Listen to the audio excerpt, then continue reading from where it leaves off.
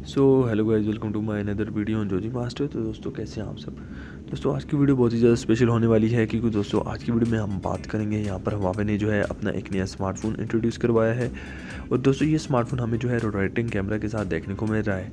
जैसे कि आपको पता है Asus Zenfone 6Z में हमें जो है रोटेटिंग कैमरा देखने को मिला था। सेम टू सेम दोस्तों इसी तरह Huawei ने अपना एक नया स्मार्टफोन जो है लॉन्च कर रहे हैं जिसमें वो अपना रोटेटिंग कैमरा हमें प्रोवाइड करेंगे। तो दोस्तों आज हम इसी स्मार्टफोन के फीचर्स और लुक और डिज़ाइन के बारे में बात करेंगे।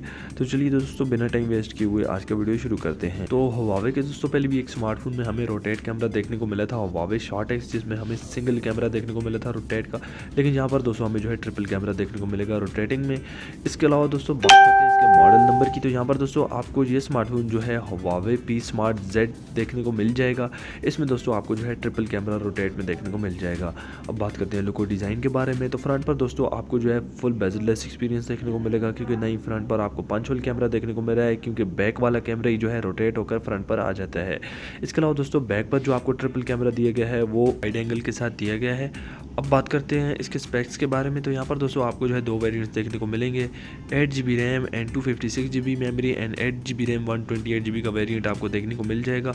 बात करते हैं इसके कैमरा पिक्सल के बारे में। तो दोस्तों जो एक ही कैमरा है जो फ्रंट और बैक पर यूज़ होता है, तो ये कैमरा दोस्तों हमें 48 मेगापिक्सल का देखने को मिल जाएगा। और दोस्तों अब तक का Huawei का ये फर्स्ट स्मार्टफोन है जो हमें ट्रिपल रोटेट कैमरा के साथ देखने को मिल जाएगा। और ये स्मार्टफोन काफ़ी ज़्यादा जो है एक्सपेंसिव किस्म का डिवाइस भी है। बात करेंगे Huawei P Smart Z के रिलीज़ डेट के बारे में। तो यहाँ पर दोस्तों हमें जो है इसका रिलीज़ डेट जो निकल कर आया है वो है 20 फरवरी 2020।